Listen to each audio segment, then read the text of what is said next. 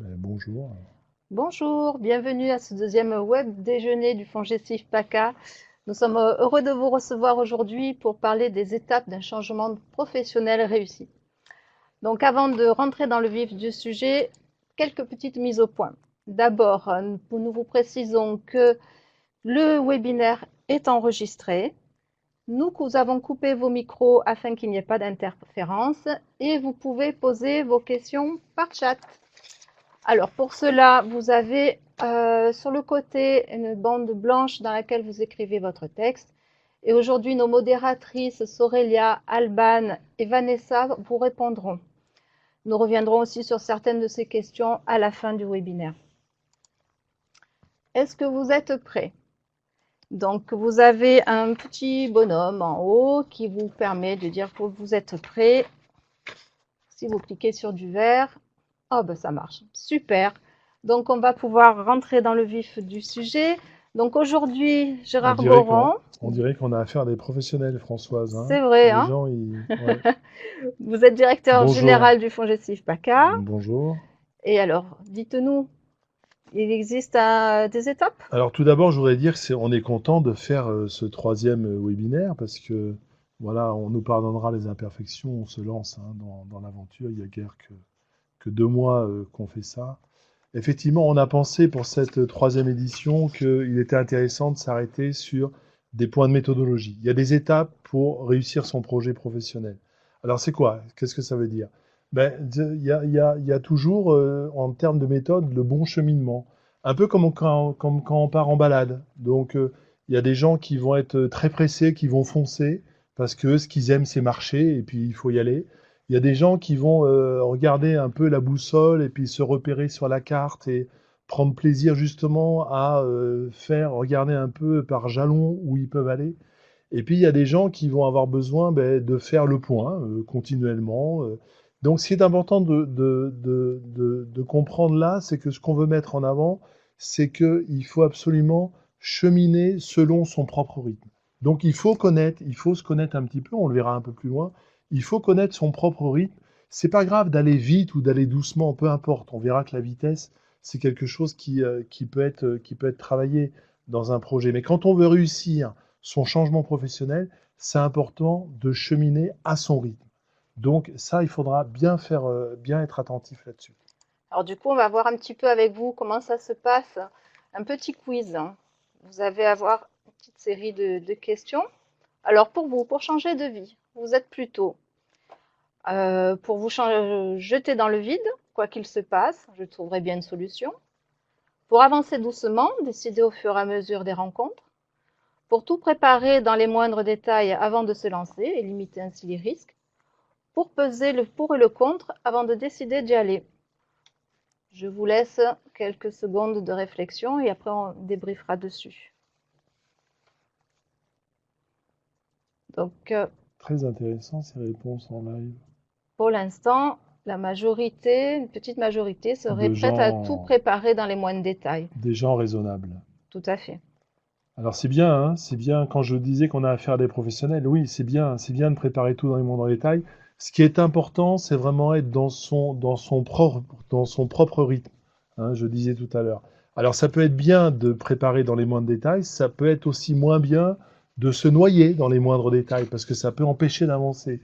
Et dans un projet professionnel, quand on est parti sur un peu une course de fond, hein, parce que ça peut prendre du temps, c'est très important d'avoir le bon rythme.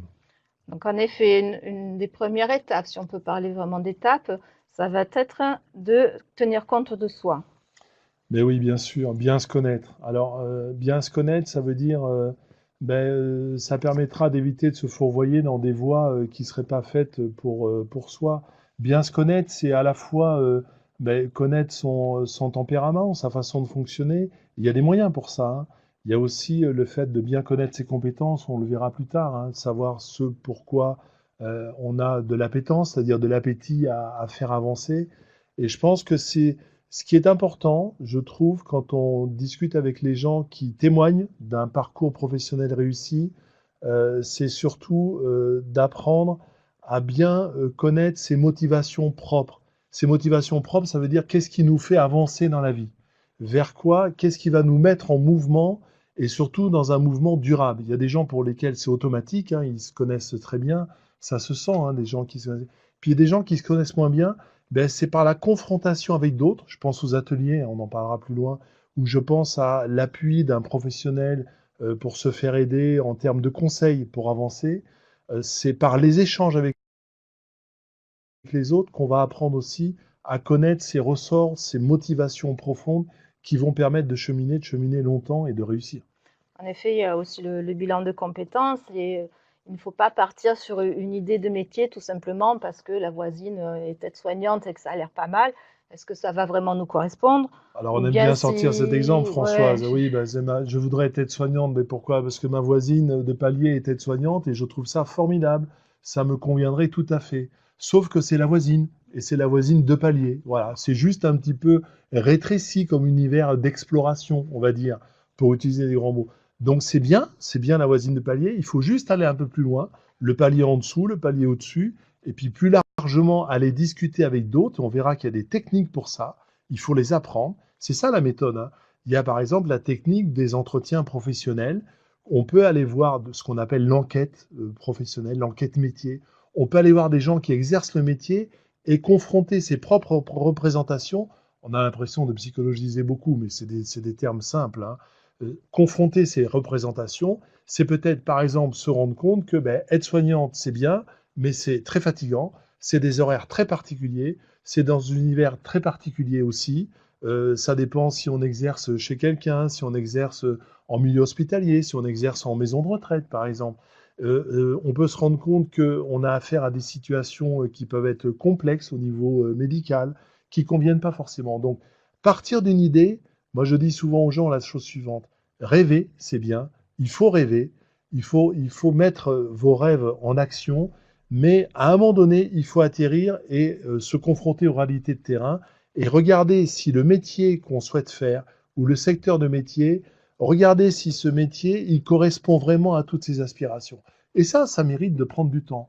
On revient au slide ouais. à la diapositive précédente. Prendre son temps, ça veut dire qu'à un moment donné, peut-être j'aurais envie d'accélérer, d'aller plus vite et puis de me jeter sur l'information.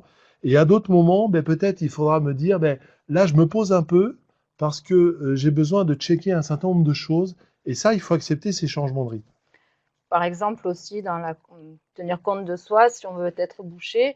Est-ce qu'on préfère être employé libre-service? Est-ce qu'on veut être artisan?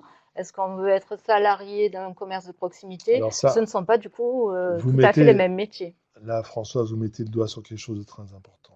Il y a le métier, et puis il y a le contexte d'exercice du Tout métier. à Et vous fait. venez de le souligner, si je suis boucher dans une grande surface, ça va être assez différent d'être boucher chez un artisan qui va avoir une clientèle avec un pas de porte, etc. Et ça, c'est le contexte est très important. Le contexte d'exercice du métier, je parlais d'aide-soignante à l'instant, on voit qu'il y a des contextes différents d'exercice du métier. On peut adorer un métier et ne pas être du tout satisfait du contexte dans lequel on va l'exercer. C'est très important. Du coup, il faut des compétences. Alors, les compétences, ça, c'est quelque chose qui se travaille. Bien se connaître, c'est aussi bien savoir ce qu'on est capable de faire.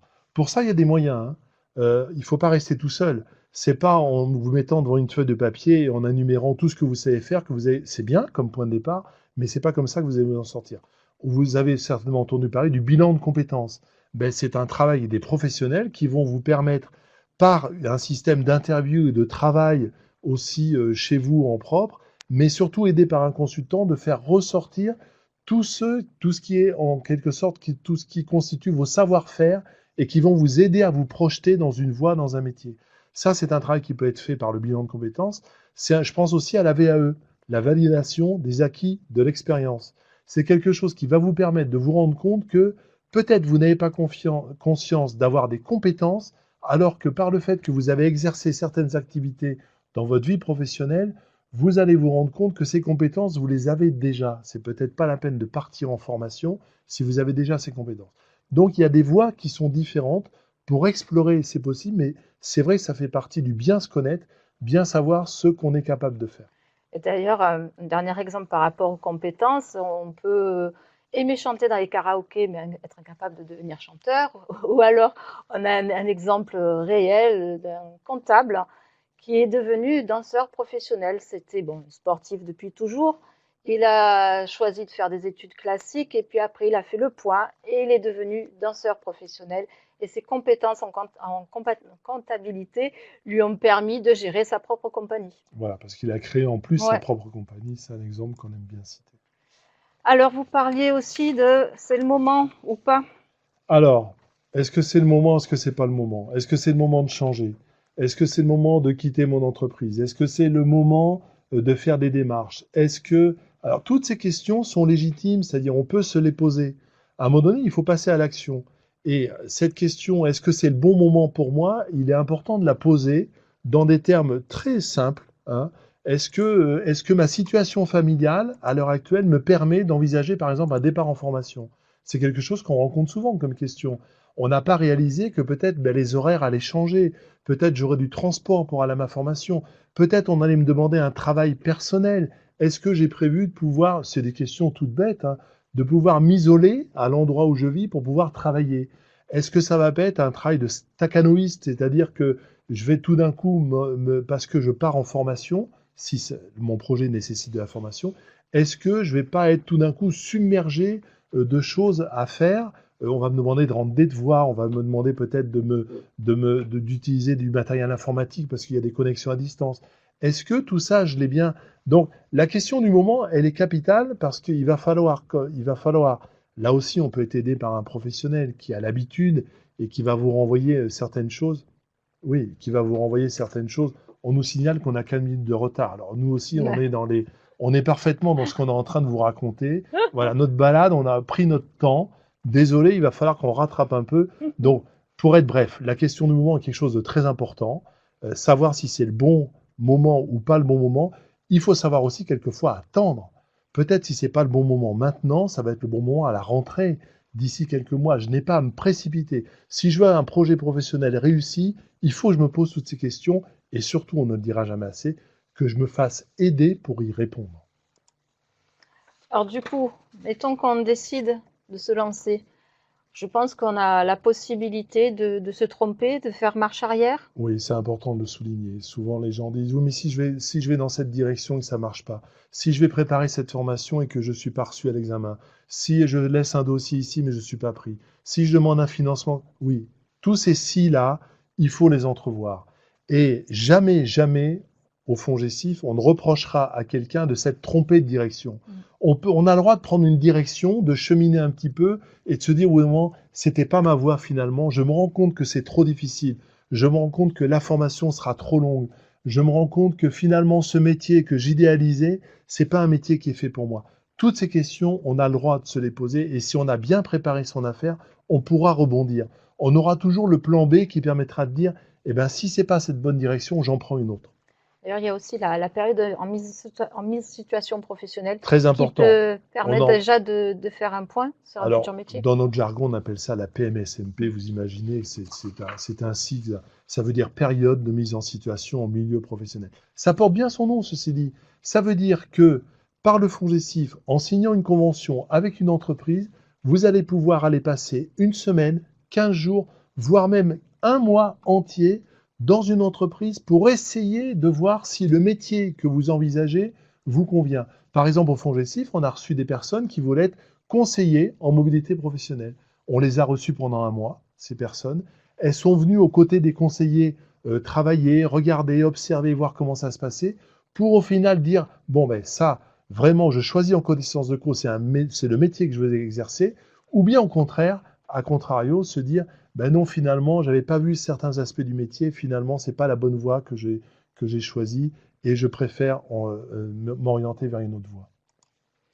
Du coup, il peut y avoir des aléas, vous l'avez dit tout à l'heure, il faut prévoir des plans B parce qu'en J'aime fait, bien ça ce va pas mot, être linéaire. j'aime bien ce mot, Françoise, les secousses.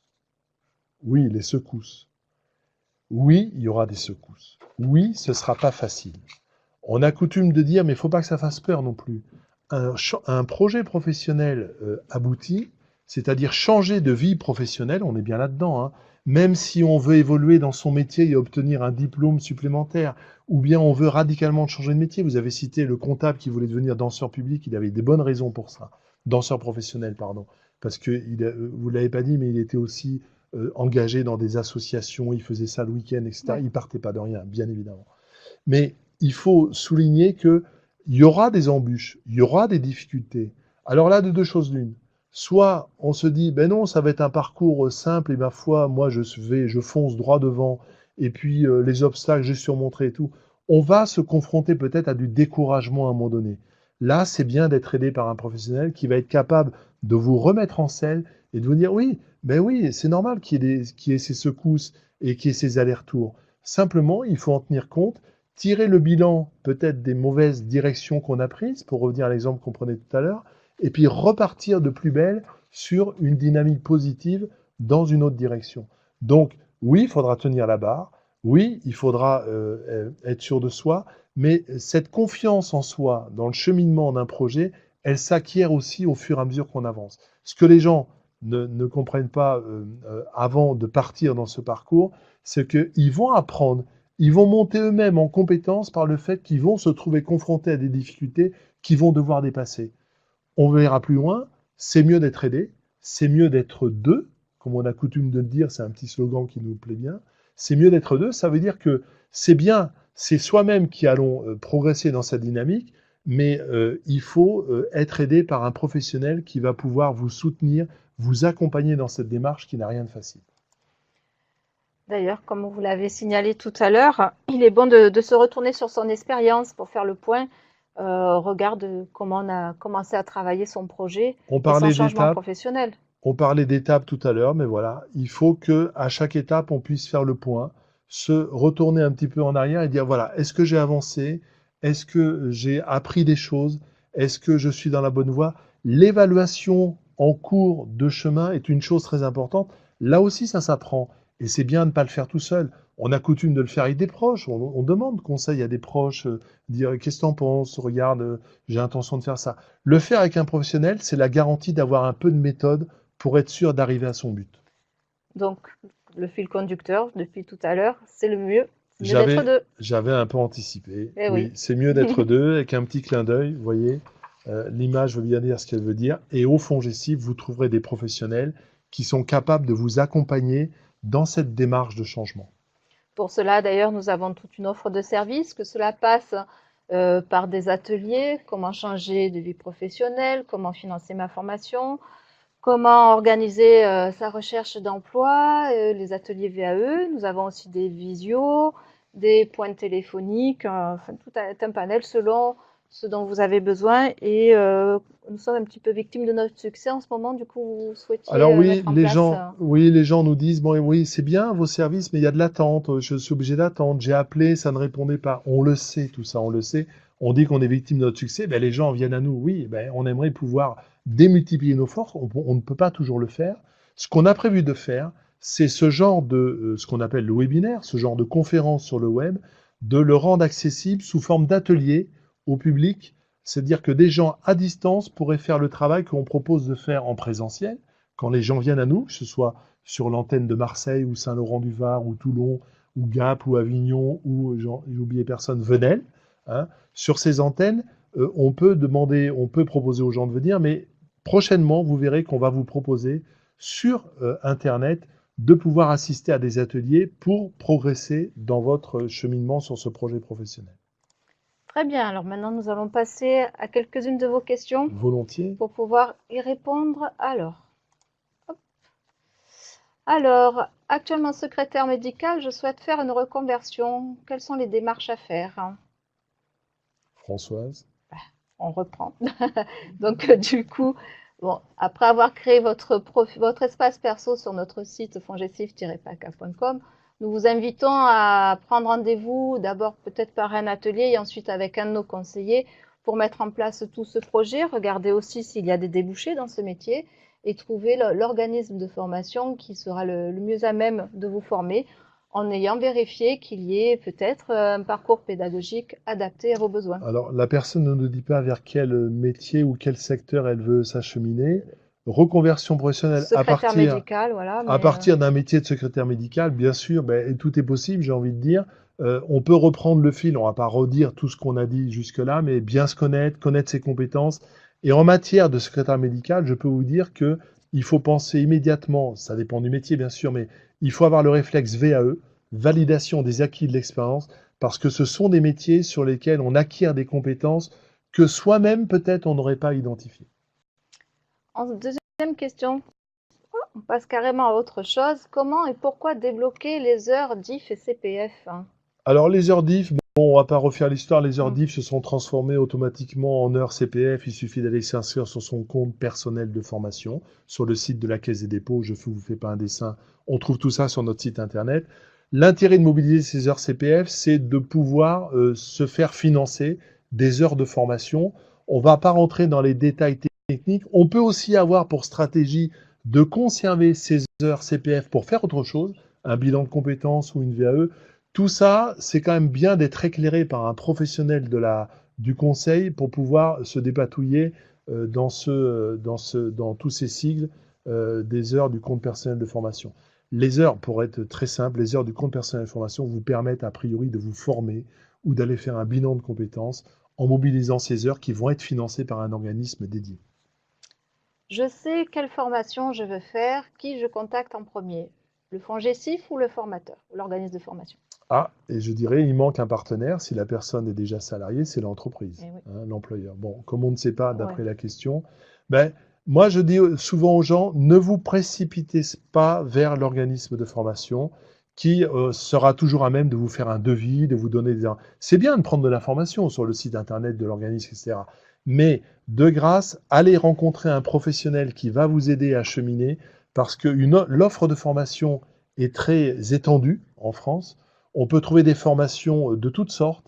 Et surtout, ce que peut-être vous dira pas l'organisme, c'est qu'il vous proposera un comparatif de l'offre de formation en termes de coût, en termes de durée, en termes de certifications qui vont donner le diplôme qu'on va Oui. donner à la fin. Et surtout, ce qu'oublient les personnes, souvent, en termes de méthodes pédagogiques. Vous avez des organismes de formation qui vous proposent des méthodes très classiques. Vous allez retourner à l'école, vous allez être sur les bancs de l'école et vous allez dans une classe où vous allez écouter un prof et je caricature un peu bien sûr, vous allez avoir des organismes de formation qui vont vous proposer aussi d'autres méthodes pédagogiques, peut-être plus en conférence, peut-être plus avec du à distance, avec un suivi renforcé, un suivi pédagogique renforcé. Toutes ces subtilités-là, si vous vous précipitez vers l'organisme de formation, vous risquez de ne pas avoir une vision un peu globale de ce qu'on est capable de vous proposer, parce que si ça se trouve, l'organisme de formation en face, ou 2 rues plus loin, vous proposera une autre offre qui pourrait vous convenir mieux. Faites-vous aider par un professionnel, c'est mieux d'être deux, on ne le redira jamais assez. Les conseillers du FONGECIF connaissent bien l'offre de formation, ils savent très bien comment pratiquent les organismes de formation, et ne pensez surtout pas que partir en formation, c'est simplement se faire délivrer un devis avec quelques dates et les horaires. C'est plus complexe que ça. Bonjour, quel est le délai moyen pour préparer convenablement un dossier? Alors, je suppose qu'il s'agit d'un dossier de demande de congé Je individuel de suppose. formation, puisqu'on est au FONGECIF, on peut le supposer. Moi, j'ai coutume de dire, écoutez, remplir un dossier, ça prend 2 heures. Hein. Ça prend 2 heures, sauf que ça prend 2 heures si vous avez tous les prérequis pour remplir. Or, dans le dossier, on l'a mis en téléchargement direct sur notre site internet. On a fait ça sciemment. C'est parce qu'on voulait ce dossier, il soit pédagogique. Vous allez vous rendre compte très vite quand vous mettez des alertes dans le dossier. Le dossier, c'est-à-dire le papier qui fait Le côté administratif. le côté administratif, qui fait 6, 7 pages. Hein. Donc pour ça, je dis que c'est 2 heures à remplir quand on a tous les éléments. Sauf que quand on va vous demander un peu d'étayer votre projet, de montrer que vous avez fait des enquêtes pour voir s'il y avait de l'emploi après la formation, on va vous demander de justifier comment vous avez choisi cette formation, pourquoi vous avez choisi cet organisme. Vous avez un tas de questions qui ne sont pas des questions pièges, mais qui vous renvoient à la nécessité de réfléchir un peu la manière dont vous y prenez. Et une fois que toutes ces questions ont été un peu travaillées, de préférence par un conseiller, c'est mieux d'être deux, redisons-le. Eh bien, une fois que toutes ces questions ont été un peu travaillées, vous allez voir que c'est très facile de remplir le dossier. Donc, ne faites pas Ne faites pas du renseignement du dossier de demande de financement une fin en soi. Ce sera un aboutissement d'un travail plus profond qui aura été fait de préparation au préalable. Est-ce que ce sont seulement les salariés qui peuvent bénéficier de l'accompagnement du FONGECIF? Je crois Non, que non. non, il faut dire non tout de suite et dire oui, c'est ouvert à tous les actifs. Donc non, ce n'est pas fermé aux seuls salariés, c'est ouvert à tous les actifs aujourd'hui, le conseil en évolution professionnelle, que vous soyez commerçant, avocat, que vous soyez professeur des écoles, que vous soyez demandeur d'emploi, que vous soyez, peu importe votre situation, du moment que vous êtes en âge de travailler, hein, que vous ayez un projet ou pas de projet, c'est ouvert à tout le monde et jamais on nous fermera la porte au FONGECIF pour vous dire ben non, vous relevez plus de cette catégorie de personnes. C'est ouvert vraiment à tout le monde, il faut le rappeler. On a coutume de dire tous les actifs, c'est-à-dire les actifs, c'est des gens qui sont en âge de travailler et peu importe leur situation, peu importe leur statut. L'organisme de formation doit-il être référencé obligatoirement? Et ça sera notre dernière question pour ce matin. Oui, je crois qu'on aura peut-être d'autres questions parce qu'on me fait signe que oui, on me fait signe, oui, que À deux. Oui, bon, ça va. on a un petit peu de temps pour répondre. Oui, ça fait partie de ce qu'a souhaité le gouvernement dans la réforme de 2014 et qui va être accentué dans la prochaine réforme. C'est que on se doit, nous, financeurs, de financer des organismes donnant des gages de qualité. Et pour ça, on les référence sur notre site internet. Alors, on les référence simplement en donnant leur nom et leurs coordonnées sur le site internet. Ça veut dire qu'on a vérifié, nous, au préalable, en tout cas sur dossier, on a vérifié qu'ils faisaient un travail de qualité. Et c'est important de choisir un organisme qui est référencé sur cette liste pour pouvoir être financé par le FONGECIF. Y a-t-il un âge au-delà duquel on ne peut plus faire de formation? Alors là, j'aimerais bien connaître l'âge de la personne. C'est l'occasion de dire, Françoise, que c'est votre anniversaire aujourd'hui, puisqu'on parle d'âge. Donc, bon anniversaire, Merci. Françoise. Il faut un peu La détendre question aussi ne vient pas les de choses. moi. Voilà, le staff derrière applaudit. Parfait. Alors, la question était, non, a priori, non, il n'y a pas d'âge. Mais comme je ne vois pas trop ce qui se cache derrière cette question, non, il n'y a pas d'âge. Il faut le dire. Il nous arrive de financer en congé individuel de formation pour partir en formation des gens qui peuvent avoir 55, 56, 57, 58 ans. Aujourd'hui, on sait très bien que selon la génération, les gens devront attendre peut-être 65 voire 67 ans pour partir à la retraite. Donc c'est tout à fait normal qu'on puisse encore avoir des projets de formation, même au-delà de 50 ans, voire même au-delà de 60 ans. Bien. Donc là, le temps pour cette fois-ci est vraiment terminé. Donc je voulais vous rappeler que vous pouvez nous retrouver sur nos réseaux, que ce soit Facebook, Twitter, Google+, notre chaîne YouTube, sur laquelle d'ailleurs vous pouvez voir tous nos tutos, les anciens webinaires, etc. Je voulais remercier aussi toute l'équipe du groupe du développement digital, que ce soit Merci à ceux qui toute sont dans les l'équipe. étages ou derrière les caméras. Notre Et prochain surtout, rendez-vous, voilà, notre peut-être? prochain Ouais. rendez-vous, ça sera une question-réponse, c'est pas un webinaire. Donc, vous aurez la possibilité de poser vos questions. Nous y reprendrons comme nous l'avons fait là sur ces 10 dernières minutes. Et on Et a s'engage à priori, répondre à toutes les questions. et ce sera en Hein. principe le 12 juin, toujours à l'heure du déjeuner. Et Hein. sur un thème qui va en intéresser plus d'un certainement, c'est la prochaine réforme de la formation professionnelle, dont on dit beaucoup de choses, mais qui n'est pas encore votée, puisque le texte va être présenté au Parlement pour être discuté au mois de juin et au mois de juillet. Et on aura donc ce question-réponse centré sur qu'est-ce qui nous attend dans cette prochaine réforme, que deviendront les organismes tels que le FONGECIF, que deviendra le Conseil en évolution professionnelle. Autant de questions très très importantes auxquelles nous essaierons de répondre le plus complètement possible. Merci et à